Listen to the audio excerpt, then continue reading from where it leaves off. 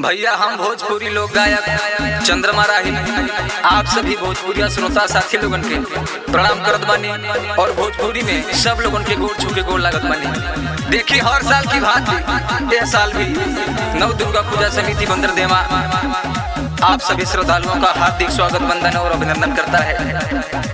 नव दुर्गा पूजा समिति बंदरदेवा के समिति अध्यक्ष प्रदीप कुमार सिंह, उपाध्यक्ष जितेंद्र कुमार सिंह, कोषाध्यक्ष बेचू मौर्य और प्रबंधक अभय कुमार सिंह, संरक्षक हैं रामलोटन सिंह। पिछले साल की भांति ये साल भी एक नए धमाकेदार प्रस्तुति मां देवी के पंडाल में जा रहा बा।